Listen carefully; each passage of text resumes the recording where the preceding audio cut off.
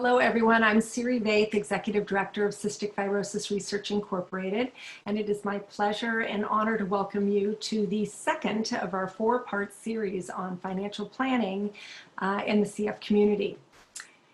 As we explored in depth at our last podcast, the future environment for many adults with CF has changed.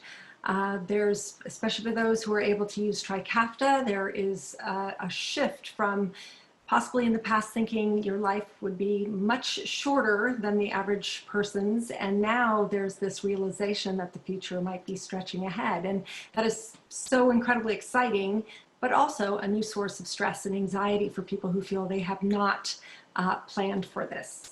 So through the series that we're offering, we hope to address diverse strategies for people with CF and other chronic diseases or rare diseases to develop a financial plan. And so this week, we're really lucky to have financial planner and CPA Arek Puzia with us, and I'll introduce him in just a moment. But a heads up that on October 30th, we'll have a webinar with Beth Sufyan. She's an attorney who herself has CF, and she is the national expert on CF and SSDI benefits. And then we will conclude the four-part series with a webinar on special needs trusts and other retirement asset strategies presented by Kirsten Howe, who's an attorney with great expertise in these areas. And we are really grateful, CFRI is grateful to Global Genes for providing us with a financial advocacy rare patient impact grant to support this webinar series and supporting our efforts to expand education and awareness around financial planning and financial literacy. So at any time during the presentation, you can type your question in the Q&A box and Arek will get to those. And as always, we warn people when it's a medical thing to not use this to make decisions about your own healthcare until you speak with your medical provider. Similarly, these are strategies. Before you do any radical life changes with your finances, do consult with an expert. And so now, on to the substance. I am very honored to be joined today by my friend Arek Puzia, who is a CPA, he has an MBA, he's a financial planner, he's a professor, he's the father of Natalie, who has CF. And CFRI is also really lucky to have Arek serving on our board of directors. And we are looking forward to his presentation on financial planning strategies for our community. Welcome, and thank you for being here, Arek. Thank you for having me, Siri. So thank you everyone for watching, whether you're watching live or in a recording setting. Again, as Siri mentioned, this is trying to pack a lot of information in a very, very short period of time. So please don't take this as necessarily advice that you should jump out and take immediately. Everyone's situation is different. So make sure that you evaluate your situation with a professional first. So mastering personal finance, there's a few things I'm going to really quickly go over. For those of you who joined our last presentation, this will largely be repeat, so I will go through it fairly quickly and spend a little bit more time on some new information, which is what are some steps that, depending on what kind of setup personally you have, what are some things you can start thinking about or some action steps for you.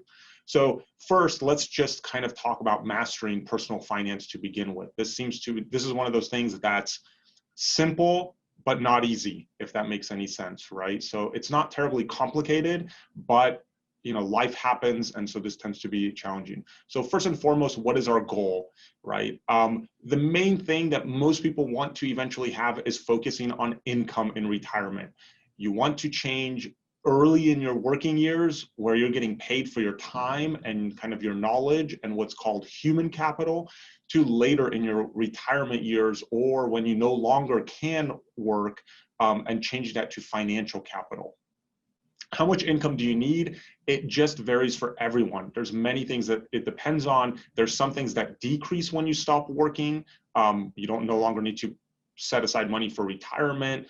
You're not paying for work clothing or transportation. Some things tend to increase when you stop working. You might travel more. You might pay more in property taxes because they go up each year. In the world of CF, the cost of healthcare, the cost of prescription drugs continues to go up. Lots of different ways of generating retirement income. In our working years, we're used to a paycheck. When we think about our retirement years, the primary sources for many people are retirement savings that they've done themselves through work, like 401ks and Social Securities. We used to have pension plans, and for most people, those are a thing of the past. You might have some additional personal savings, some additional Social Security. So Social Security is pretty complicated, believe it or not. There's quite a thick book on it. That alone can be a 6-hour webinar just on Social Security. So there are additional Social Security benefits depending on if you're married, divorced, your spouse has passed away, lots of claiming strategies, things like that. A lot of people hold part-time jobs, even in retirement. I have an attorney client who does side gigs, has more money than he knows what to do with, but likes to do it for fun, and things like investments in real estate, which I'll actually show a specific example of. So again, Social Security generally doesn't meet all of an individual's needs, but it tends to be a pretty significant chunk of it. So how much do we actually need to save? It really depends, and it varies. Ironically, the lower your income, the lower your savings rate needs to be, right? And I know that sounds a little counterintuitive to some people, but if you think about it, if you are used to living on less income, that means that Social Security will replace the majority of your income in retirement. And in fact, again, without going into huge detail on Social Security, that is how it is designed. Social Security is kind of a step system. It has what are called the bend points, and those who make less money get a relatively higher payout from Social Security than those who make more money. So how should you invest? Well, you can kind of take what's called a do-it-for-me approach, which if you go to really any provider like Schwab, Fidelity, Vanguard, all of those are brokerage firms that will hold your investments. They have target date funds, they have model portfolios, they have all types of little questionnaires that help you identify your risk profile. You can try and do it yourself as well, right? So some people feel comfortable researching, selecting, picking individual investments, and things like that. So lots of different ways to do it. You can also diversify into areas like rental real estate, which is very appealing, and real estate has been top of mind for a lot of people, so I actually will address that specifically. There's a lot of people moving out of California. There's a lot of people looking at real estate because interest rates are so low, and things like that. You can also consider the stock markets. Stock markets have rewarded long-term investors quite well. So this is just a graph showing what has happened to $1 since 1926. So this includes the Great Depression and every single, issue that we faced from 1926 until the end of 2019 is when this data goes until. So it will be updated at the end of this year, but for now it's for end of 2019.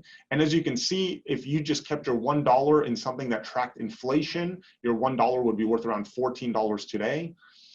If you just put your money in long-term government bonds, your $1 would be worth about $175 today.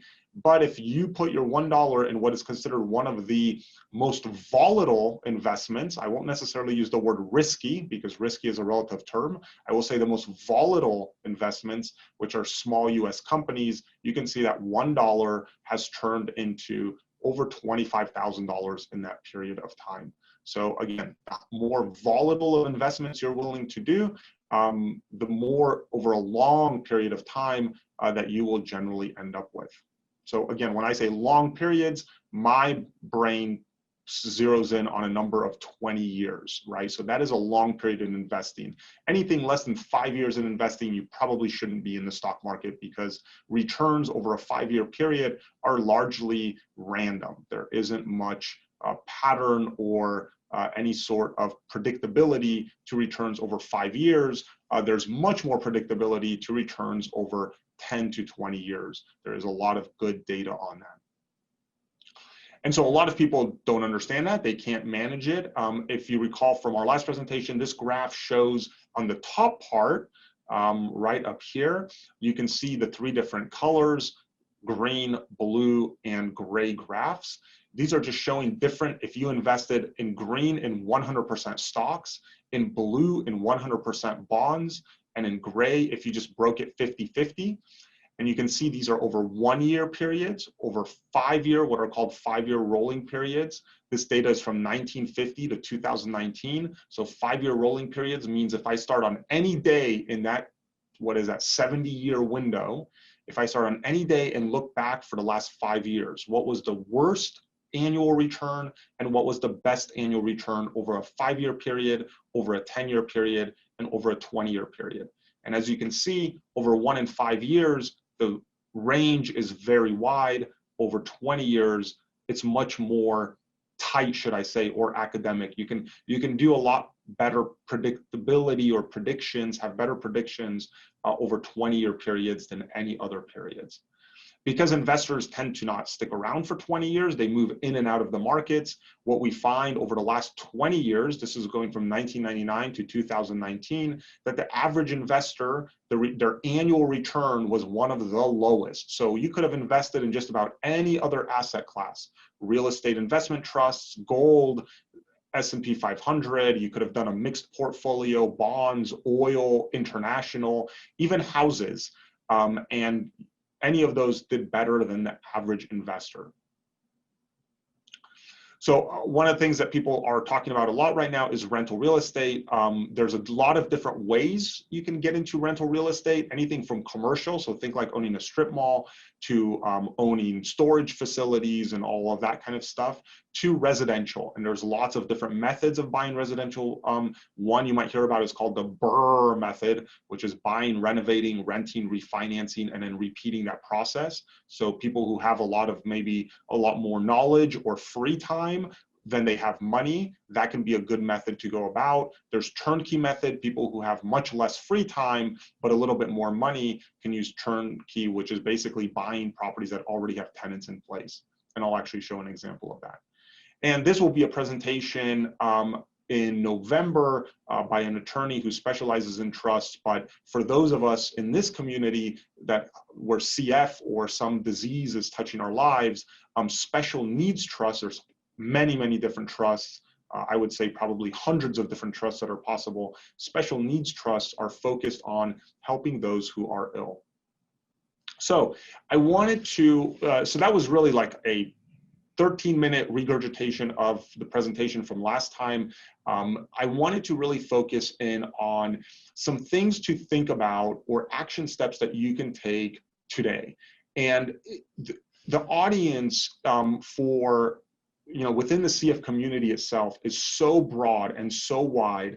And just like the illness itself and, how it presents in clinic and over time is so unique to every individual. So it's the same thing here. So it's very, very challenging to try and capture all the different scenarios that are out there. So I kind of very broadly try to create 3 buckets. Okay, and if you have a specific question about a scenario that you are in, Siri and the CFRI team is happy to share my contact information. You're more than welcome to give me a call, shoot me an email, and we can look at and talk about your specific situation. So again, this is painting with a very broad brush, but I looked at 3 different scenarios. What if you really have no funds, minimal income, no prospects for income? So I think of poor health here is what comes to mind, that you really can't work, you're unable to work, you don't come from a family that has really assets or can provide help of any kind, you don't come from a family where you have any inheritance potential down the line or anything along those lines. So this is really where you're looking to government and foundations for help and for your day-to-day needs. I don't think that investing becomes a very relevant topic here. You're not likely going to be buying investments. You're not likely going to be buying rental real estate, things like that. What you would want to focus on in this scenario is really understanding in the area where you live, the government resources available to you, and there are many. I am just very broadly naming 3: Social Security disability payments, which again, Beth Sufian is going to do a presentation on October 30th, so tune in for that. Things like housing vouchers, help with home ownership. Obviously, there's plenty of foundations out there, the CFF, CFRI, Boomer Esiason, many others out there that provide all sorts of resources and support. So somebody who's in poor health, really unable to generate income of more than, let's say, $2,000 a month, and without much family help, these are going to be the areas you really want to learn more about and focus more on. The next level of, or bucket, shall I call it, is kind of what I think of somebody with modest income, some modest funds, modest health. So your health isn't amazing, but you probably could work. Maybe you can work part-time, something along those lines, but you are capable to do that. Perhaps your health is good enough that you don't even qualify for Social Security disability. I know that's a very complicated process. It's well beyond my scope of knowledge, but I know some people will not necessarily qualify. Perhaps you have some family help and assets. Your parents can help you pay the rent, or other family or loved ones can help you pay the rent. There is some inheritance potential down the line, things like that. So for individuals like this, someone who's maybe making $2,000 to $10,000 a month, I think about areas like flexible work. So, most people, when they think of these gigs or the gig economy, they think of things like Uber, Lyft driver, right? Obviously, for a CF patient, probably not the best approach. Even COVID aside, having other people in a closed environment, nonstop strangers, not probably a great idea. There are other ways to have flexible work or participate in the gig economy. For example, Amazon Flex allows you to deliver packages. You really don't need to have any human contact there. In fact, I have some friends who do Amazon Flex right now, who are very susceptible to COVID complications. They're much older, they're in their 60s and 70s. They do it just for fun. And they feel completely safe doing it. There's all sorts of project-based work nowadays. Video editing, social media marketing, website design is exploding at the moment because every business, whether they want it to or not, has to become virtual and very quickly. And here is where we start thinking about strategic government benefits. So this is where you want to make sure that you are maximizing your income, but also maximizing any government benefits available to you. Right? So can we take advantage of Social Security disability? Can we take advantage of Medicaid? Do we want to take advantage of Medicaid, right? Maybe in the state that you're in, you'd be better off finding a gig job that provides some sort of health benefits. It just depends on your unique circumstances and where you live and what's available. When I start thinking about investments for somebody in the modest health, modest income things, again, I'm assuming you can hold some sort of job. So the first thing I would start is maxing out your Roth accounts, your Roth IRA, your Roth 401k. You're probably already in a low tax bracket. The Roth accounts give you a lot of flexibility to save for future needs. You can also think about real estate for income needs. So perhaps family can help with this. Perhaps you can do this yourself. You can do things like house hacking. So an example of a house hack would be, if you don't have a lot of money to start off with, perhaps you buy a duplex with something like an FHA loan that only requires 3.5% down. So if you buy, depending on where you live, we're in California here, so this is not as realistic, but let's say you're somewhere in the Midwest, you can maybe get a duplex for $200,000 with an FHA loan. You can put 3.5% down, so that would be $7,000 down for a duplex. You live in one half of it, you rent out the other half of it. That perhaps covers the mortgage of the entire duplex. So that's something called house hacking. So putting Airbnb, creating Airbnb rooms in your home. Again, I try and be sensitive of the community having CF. You probably don't want a lot of strangers in and out of your house. So that's why the duplex example might be something a little bit more intriguing. You do probably want to start thinking about trusts here. It just depends on your specific circumstances. An ABLE account. So an ABLE account is, think of like a 529 college savings plan for those who are suffering from some sort of illness. It allows you to put $15,000, anybody to put $15,000 a year into it. It can grow. You can have it invested and it can grow. And as long as that money is used for medical expenses, then there's no tax on any of that investment growth, right? So those are ABLE accounts. There's some downsides to ABLE accounts. They're maximized at $100,000, which again, in certain circumstances may not really be that much money. The other negative of them is that if you do pass away and there's money left in there and you utilize Medicaid or Medi-Cal, in California it's Medi-Cal, so Medicaid in your state, depending on your state can go after the ABLE account balance once you've passed away to try and recoup some of the costs for Medicaid. So the final person or bucket that I've created are those with substantial income and funds and largely good health. Again, thanks to, Trikafta and all the advancements that we've made, this surprisingly is becoming a larger and larger number. I have met some CF, folks in this bucket where they've completed top 10 MBA programs. They're working in professional firms, making $150,000, $200,000, $300,000 a year.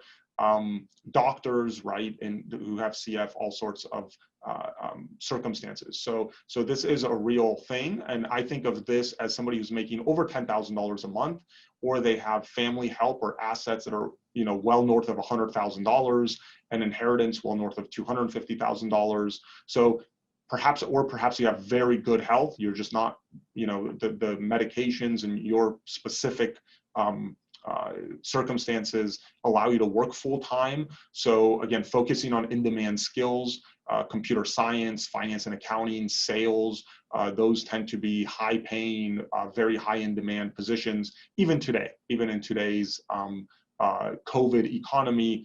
Everyone I know personally that's in these fields is doing very well, and 2020 from a financial perspective is going very well for them. And again, you can still consider strategic government benefits. It gets much more challenging at this level because generally your assets and your income are so high that you don't really qualify for most benefits, but it's worth considering for your specific circumstances. And thinking about investments, so now we have to start thinking about taxes probably because of your level of income and wealth. So you might just do regular retirement accounts or Roth retirement accounts. Again, I still think that considering real estate for generating income needs can be interesting, and I'll show an example here shortly of that. You can additionally perhaps, invest for very long-term growth. So, having a portfolio, I showed you some of those target date funds and things like that. Those tend to have a mix of stocks and bonds. But if you are 22 years old, fresh out of an MBA program, doing great, your health is great, we're planning on you being 70, 80 years old, then I don't really think of you as a CF patient at all from a financial standpoint. You can start thinking about things like total market stock funds, total global market stock funds that will grow, that have the potential to grow much more over a longer period of time. And in this scenario, you probably definitely want to look at establishing special needs trusts. And if you are looking at getting substantial inheritance, look at the different trust options. There's many out there that can be evaluated and looked at. So this is a trust attorney conversation is a very worthwhile investment if you are in this bucket. So substantial income, substantial funds, and in good health. So I mentioned real estate a couple of times. That is a very, very broad term. I want to show an actual example. I was actually at a conference this past weekend, ironically run by doctors who no longer want to be doctors, and they run a bunch of different real estate stuff. All of them are doctors. It's a very, very interesting conference to be at and talk to everyone. And so this was actually a real example. This property closed about 2 weeks ago that one of the doctors was sharing. So this was in Rochester, Minnesota, which I did not know this city existed. When they said Rochester, I assumed New York. This home was purchased for $210,000. I believe it closed a month or two ago. The total money that needed to be put up front for the down payment and everything was $49,000. The monthly expenses on this home are $1,397, which will leave, and that includes the mortgage payment. So that leaves $363 of income for that individual. And I haven't done the math here, but $363 times 12 months, that's around $4,000 a month. $4,000 a month, $4,000 a year. So $4,000 a year on an investment of $49,000 is about, what, 7-ish% return on your money. In a world where savings accounts return 0, that can be a very intriguing proposition.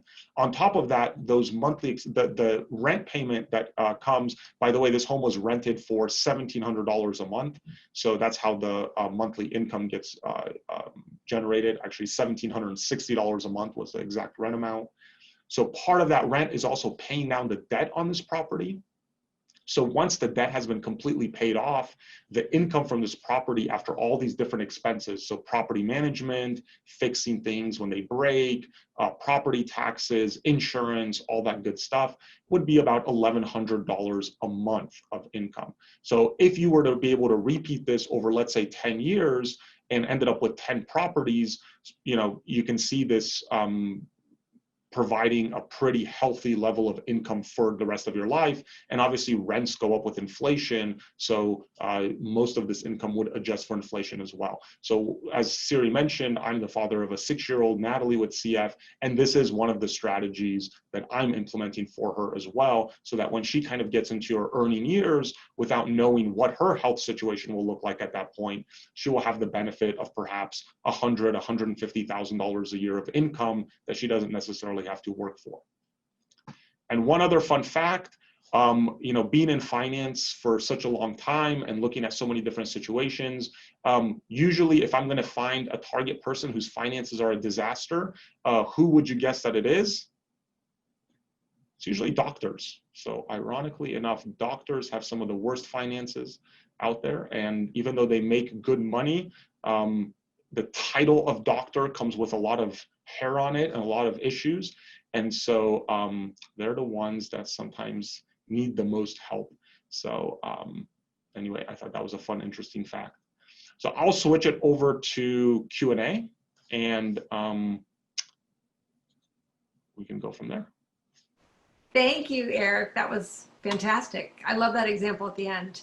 I'll let other people ask questions, but before I first have to ask, what is it about doctors? Yeah, so it's an interesting thing. I think, we've kind of tried to peel that onion in many ways. And I think there's a number of things. One is most people, when they go into medicine, one of the driving factors is money. And so when and the problem is when it takes so long to become a doctor that when you finally go from being kind of a resident making almost no money to all of a sudden becoming an attending where your income grows 3 or 4 times what you were making as a resident, there's this need of saying, I deserve it, right? So there's this natural inclination to go out and spend more money. And there's the title that goes along with it. If a doctor is driving around, it feels strange for them to be in a 15-year-old Toyota Camry, right? And that's actually not necessarily true.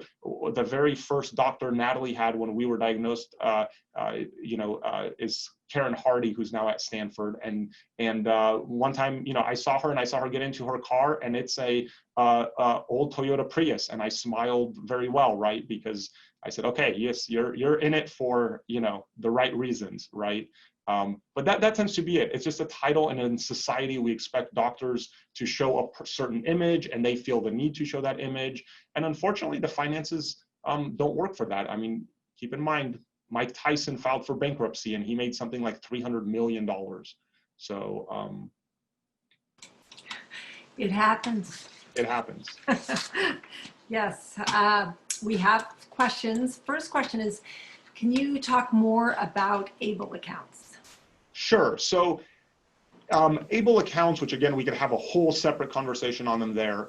Think of it as a investment account that if you are, if you have certain illnesses, if you're considered disabled, right, which there's a whole checklist of things around that. If you're considered disabled, the government allows you to open this account and anyone could put money into it. So you could, your parents could, your friends could, whoever wanted to could. You put the money into the account. Initially, it gives you no benefit. The benefit of an ABLE account is that that money gets invested and it grows. And if you just invest that money in a regular account, you will pay taxes on any of that growth. But in an ABLE account, when you want to spend that, as long as you spend that money for a qualified expense, which is a very broad term, depending on your disability and things like that, there's no taxes that get paid on the growth of that account. But again, it's the growth that is the benefit. So there's no point in opening an ABLE account if you're going to spend the money in the next year, right? The best part of an ABLE account is putting it in, saving it, letting it grow over a period of time, and then utilizing it later. And if people did that, but for some reason needed the funds, is there a substantial penalty for No, you can take out the funds at any time. It's just you won't get much benefit for them. So there's no penalty for taking the funds out early. There is no deadline of when you have to take them out. There's really, the downside of it is, so the upside is you save some taxes. The downside of it, and some states might have some benefits. There are maybe some states, I'm not as familiar with different state tax laws, but there could be some states that have like a deduction or some additional benefit for putting money into the account. But from an IRS federal standpoint, there really isn't a benefit for that. It's only for the growth of the investments when you sell them, assuming you use that money for qualified expenses. And is there a cap on total amount that can be? Yes, $100,000. Okay, sorry, yes. And the other important component is, again, what I mentioned, that if you have taken advantage of Medicaid services, if and when you pass away, the ABLE accounts are fair game for some state Medicaid programs. So it's, you know, they're a great idea. They came out a few years ago. I personally don't love them. I don't use it for Natalie. I don't think, we're in Northern California, so I know this sounds awful, but $100,000 just doesn't go far. So it just isn't that big of a deal. And I think there was a follow-up, is investing with an ABLE account very risky?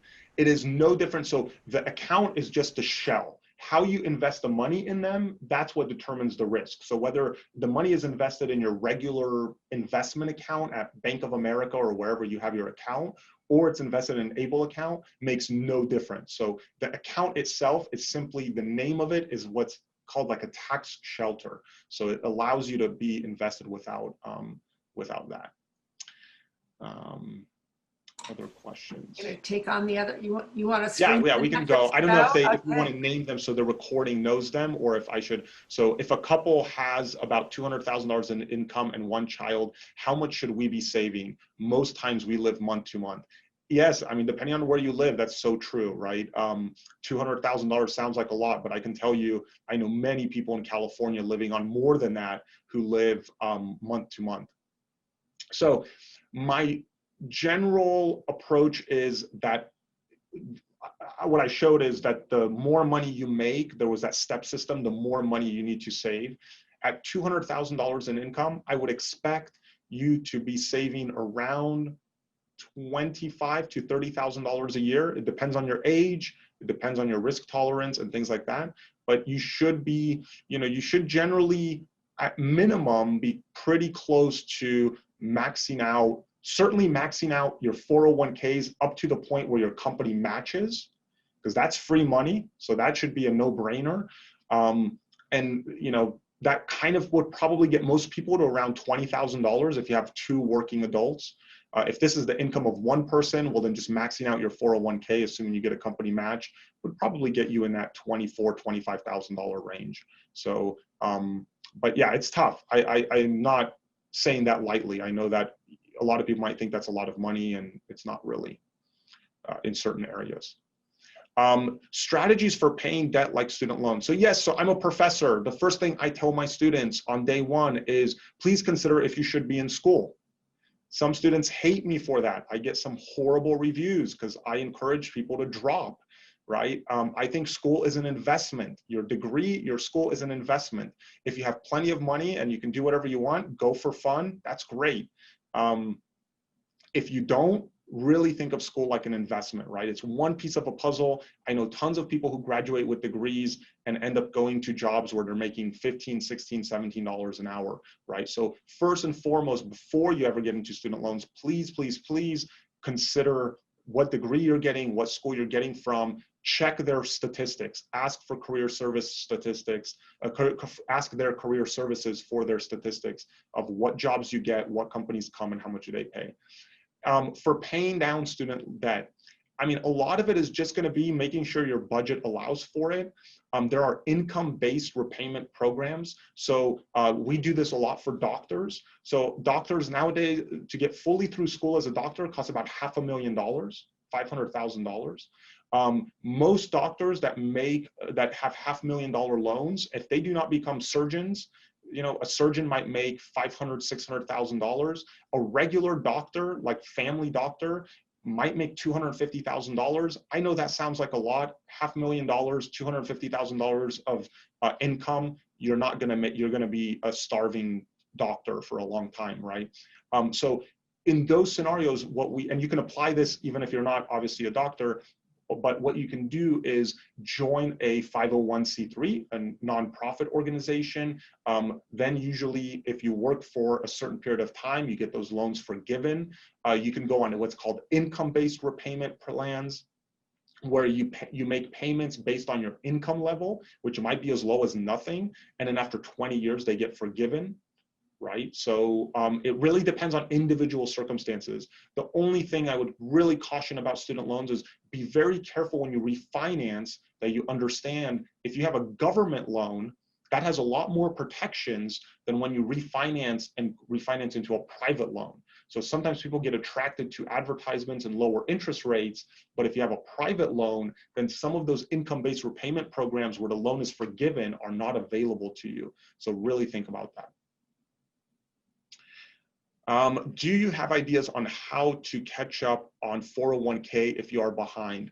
Not really. Just get started. You know, get started.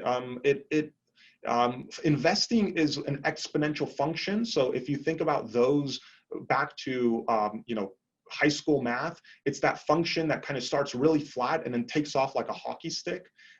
So most people, they are so worried about starting, or they think they're too late, they kind of give in. Just get going, right? Figure out what works for you, how much you can set aside. It's really all about budgeting, right? And honestly, the biggest answer is finding contentment in life. The more content you can become with your life, the easier it is to start saving, investing, and things like that. We kind of get into this need to spend more money to feel better. And so, you know, really truly focusing on that. I know it's not a financial fact per se, but I find that I'm talking a lot more with clients about just finding contentment in life will usually be the starting point for being able to save more. Being self-employed in investing is, yes, I mean, if you're self-employed, this is fantastic. There's lots of different things you can do. From a tax perspective, it can be very beneficial to be a 1099 employee or to be self-employed. Usually you can write off a lot more in expenses. Usually you can you know, you can create what's called an S corporation, which lowers your taxes because you don't have to pay Social Security and Medicare taxes above a certain point, above whatever your reasonable salary is. So there's lots of different potential opportunities when you're self-employed. I would say the opportunities really start to materialize if you're self-employed making over $100,000 a year. I think when you're making less than $100,000 a year, really just make sure that you're considering all expenses related to your self-employment, right? But that's the biggest benefit. In terms of investing and saving, same exact methods I mentioned before. You can maximize a Roth IRA.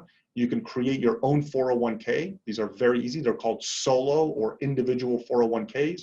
They do not cost anything to establish at a place like Fidelity or Vanguard or Schwab, any of these places.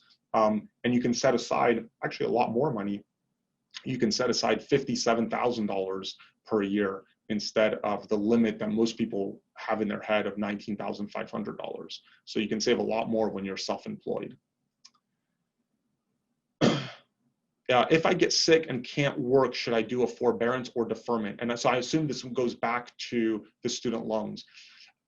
I mean, again, this is a little bit of a personal choice. A forbearance or deferment is not necessarily helping you, right?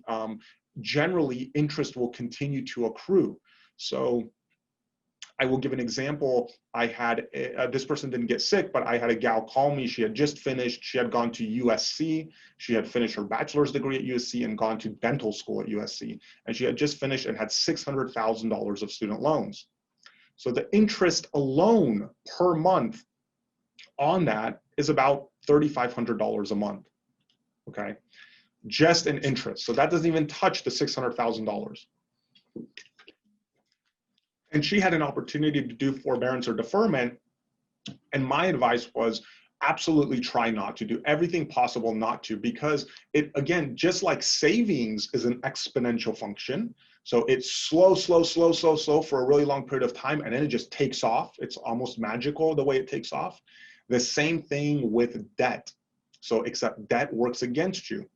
So if you forbear or defer, and assuming it's not a subsidized loan, meaning that interest continues to accrue when you're in forbearance or deferment, that debt is going to grow. And this is how you get these scenarios that you might read about in the popular press, where somebody started with a $50,000 student loan, and 10 or 15 years later, they've been making payments, maybe some minimal payments, but 10 or 15 years later, their $50,000 is like $110,000, right?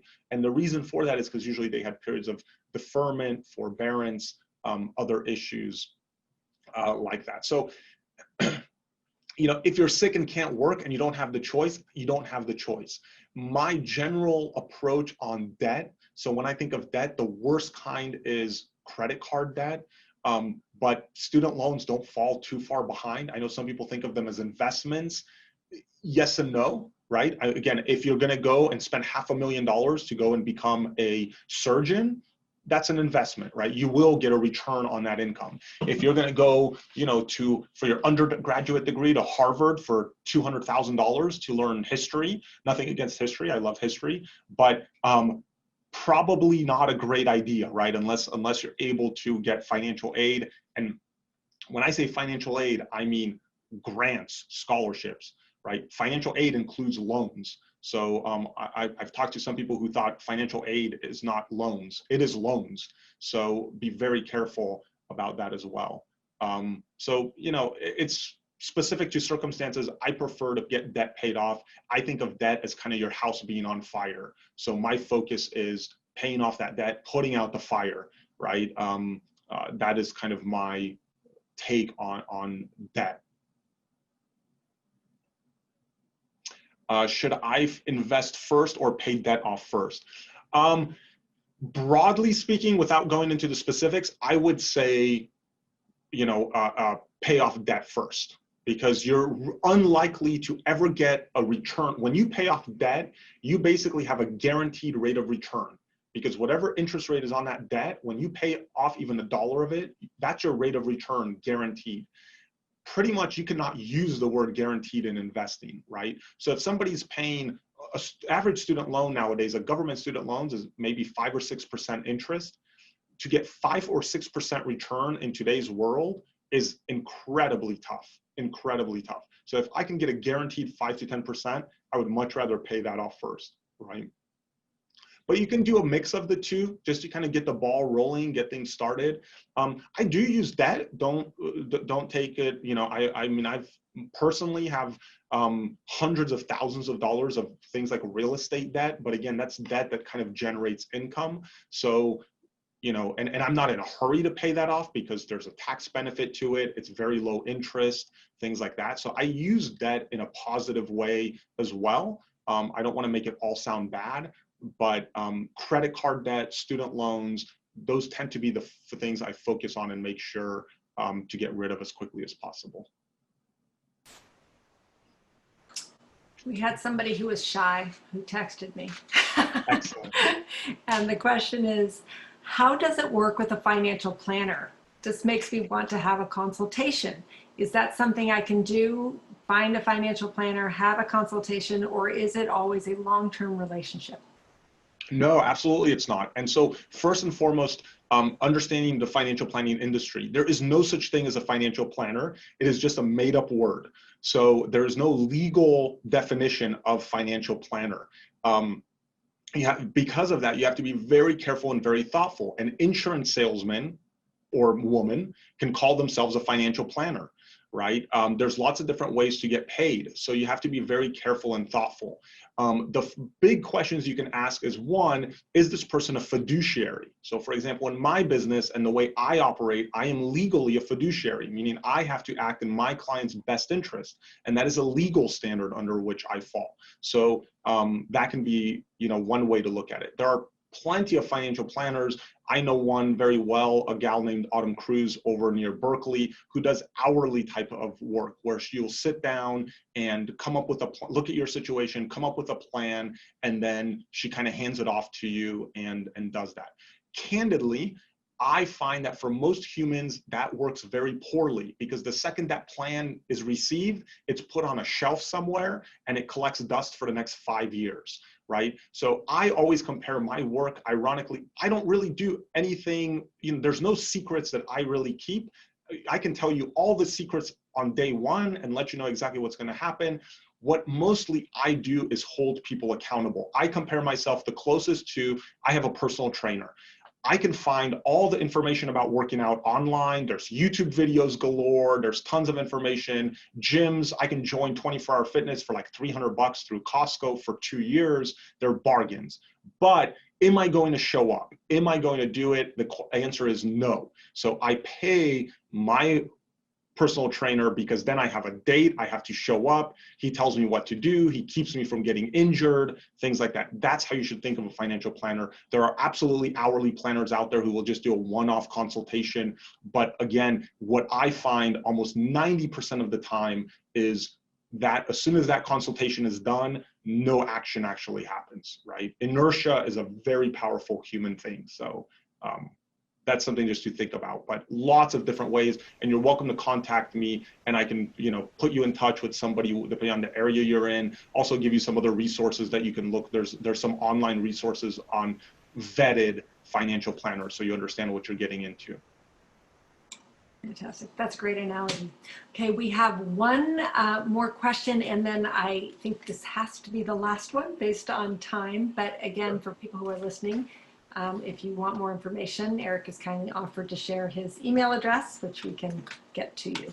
So I'll let you take the last question. Yep, so I'm a patient with CF planning on entering a PhD program. And yes, so PhD programs typically end with a stipend. So you don't necessarily take out student loans to go there, but you may have to take out for other things like insurance. So absolutely right. How to approach this situation. So I don't know if this is a PhD program of love or of potential future income, right? So if it's a PhD program of love, I would just do absolutely everything possible to minimize student loans. So, maybe do some of that house hacking that I described with your living situation, right? Can you set up a living situation where your rent or your mortgage is close to zero, right? Either Airbnb, move into a duplex where you can rent out the other part, move in with family. Is anything like that possible? That would generally be, where I would start. When all of that is exhausted and you do need to go down the path of loans, try and get what are called subsidized student loans. So these are government student loans that you don't pay any interest and the interest doesn't accrue until after you graduate. Candidly, I'm not that familiar with PhD program student loans. So I'm not sure if those subsidized government loans are available for PhD programs. I would assume so, but you'd have to look into it with the financial aid office. So that's going to be really your goal. Paying for insurance, I know the schools generally offer students insurance. So I don't know, just make sure you double check on that. Perhaps you already have. And with CF, maybe you need some other more robust insurance, right? But that would be my advice, is especially if this is kind of like I said, a labor of love or education of love as opposed to income, is try not to get, because over 4 years at 6% interest, even a $20,000 student loan grows at almost $1,500 a year, right? So that will become a $25,000 loan by the time you graduate. Well, Arek, I cannot thank you enough for sharing your time, your expertise. And I know we're so lucky to have a member of our community to share this information. It always, it makes a difference having it be personalized for somebody who's walking on the path with the group and knowing the unique needs of our community. So thank you. And this has been recorded. We will be releasing it as a podcast and promoting it once it's available. So there was so much information in this presentation. It would be wonderful to go back and digest it in pieces. So Arek, thank you so much. And thanks to everybody who came today. Thank you.